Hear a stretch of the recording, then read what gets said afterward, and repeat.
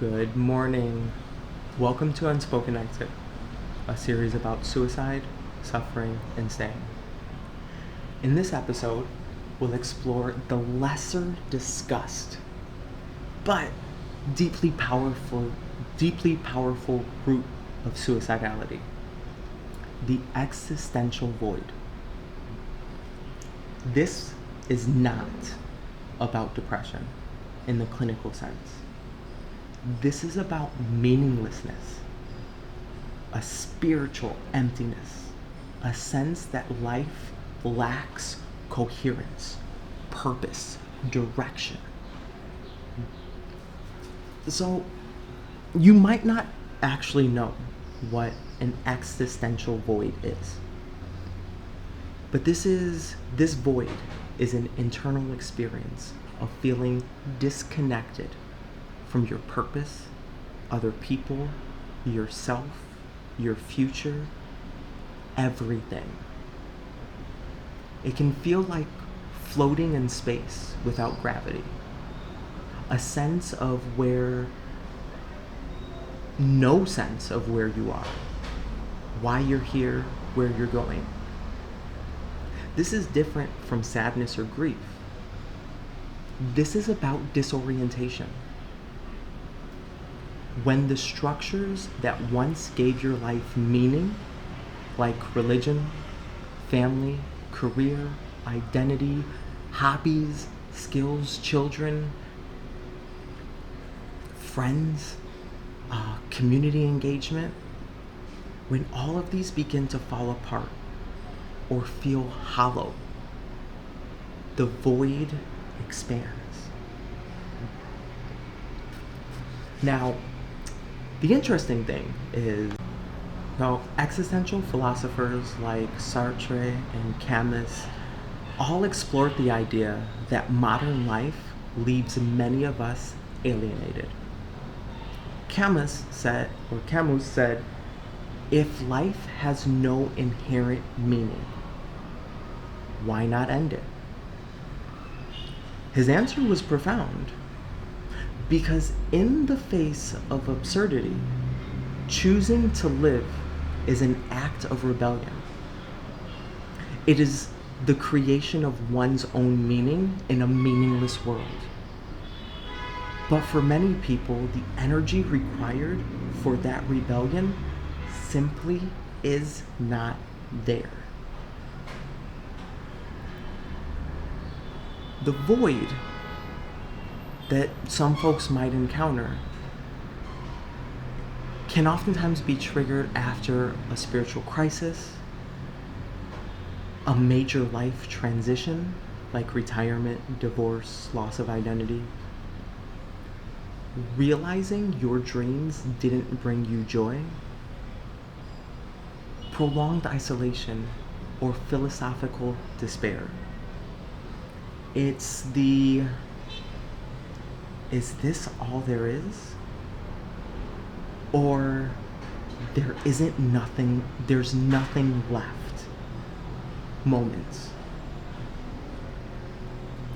When someone says they're suicidal because they feel numb or life is pointless, it can be hard for others to know how to respond.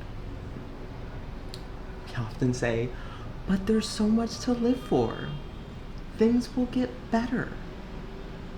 But existential suicidality isn't always about things being bad. It's about nothing feeling real. And that requires a slightly different kind of presence from us. One that doesn't rush to fix, but instead invites reflection and meaning making.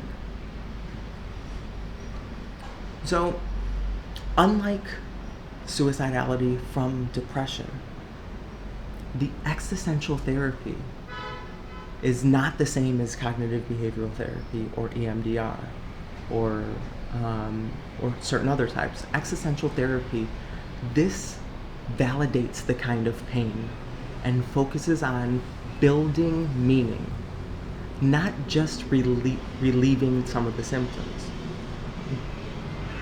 Philosophical exploration, on the other hand, And this is for some, reading, writing, studying existential philosophers can be surprisingly grounding.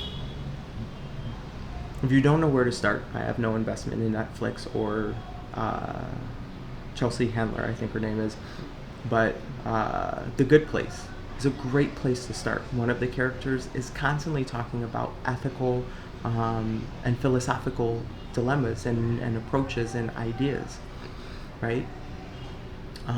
For some folks, exploring some of what philosophers or existentialists say about some of these questions can be super helpful. On the other hand, spiritual connection, not necessarily religion, right? Religion falls under spirituality. Religion is a form of spirituality, but not all spiritual practices are religions. So engaging with awe, with nature, with ritual, with art, with the elements, with what is it that you believe in? The 12-step approach is grounded in spirituality, and some of the ideas within the 12-step community are when folks get to that particular step, it becomes create your own creator. Identifying what we believe in is a profound experience, and not just what we believe in, but what does that connection look like? How are we tapping into that particular connection? And I'll leave it there. And then service. Helping others often gives life a sense of purpose, even when we don't feel it ourselves. Surprisingly, lots of therapists might experience, or helping professionals might experience, this type of existential void. And one of the purposes, one of the ways of relieving some of that, or navigating through the void, is showing up for their clients. So, when people are in the void, they don't need cliches. They need curiosity. They need co-explorers. Think of Dora. Dora don't go anywhere without that backpack and that monkey. Right? Co-explore. They need people who can sit in the questions with them. So next up, we'll explore other common but often overlooked reasons why people may consider ending their lives. So thank you all for being here, and I hope you all have a wonderful, amazing rest of this beautiful day. I'll see you soon.